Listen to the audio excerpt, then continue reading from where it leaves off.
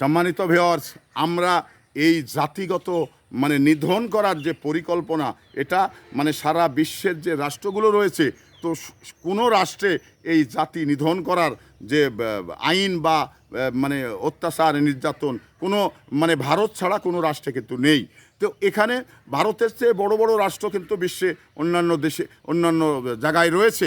তো ভারত এখানে যেমন ভারতের চেয়ে বড় কিন্তু চীনে কখনো আমরা এই ধরনের জাতি নিধন করার পরিকল্পনা কিন্তু চীনে দেখতে পাইনি। কারণ চীনা মানুষগুলো রয়েছেন, চীনা ছাড়াও মুসলমান রয়েছেন, বৌদ্ধ রয়েছেন, তারা কিন্তু নিজের জায়গা থেকে নিজের কর্ম করে তারা কিন্তু জীবিকা নির্বাহ করছেন। তো ভারতে কিন্তু এখনও যারা প্রায় 20 থেকে 40 কোটির মতো মুসলমান রয়েছে, তারা কিন্তু বড় বড় প্রভাবশালী মুসলমান।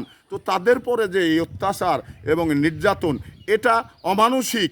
এটা আসলে সভ্য দেশে এই ধরনের কোনো নির্যাতন নিপীড়ন এটা করা ঠিক নয়। কারণ বিশ্বে বিভিন্ন জাতি ধর্ম বসবাস করি আমরা।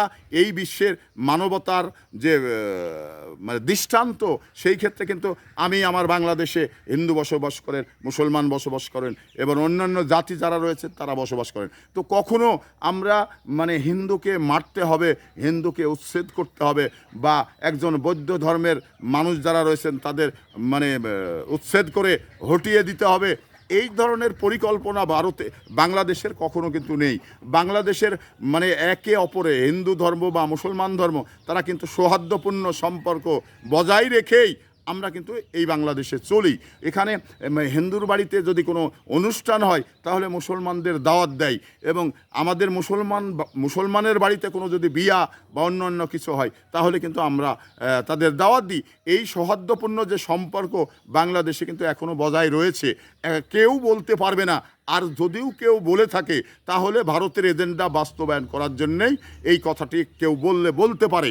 কিন্তু আদৌ নিরপেক্ষ দৃষ্টিতে বিচার বিশ্লেষণ করলে এই ধরনের ঘটনা বাংলাদেশে কোনো জায়গায় নেই। কারণ বাংলাদেশের মানুষ শান্তিপ্রিয়, সবাই নিজ মতো কর্ম করবেন এবং সংসার জীবিকা নির্বাহ করবেন, বাদবাকি সময় তারা তাদের মতো করে চলবেন। তো সেই জায়গা থেকে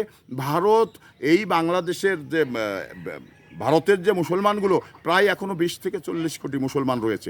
তো সেই মুসলমানের পুরে যে অত্যাচার নির্যাতন আপনারা দেখেছেন যে কোরবানির আগে এই পশ্চিম বাংলাতে গরু জবাই করতে দেয়নি, এটা কিন্তু দেখেছেন। তাহলে একটি যে জাতি হিসাবে তার ওই দেশে যদি তার আল্লাহর সন্তুষ্টি লাভের জন্য একটা কোরবানি সেটা করতে না দেওয়া হয়, তাহলে ওই দেশে মুসলমানগুলো কত নির্যাতন নিপীড়ন সহ্য করতে হচ্ছে।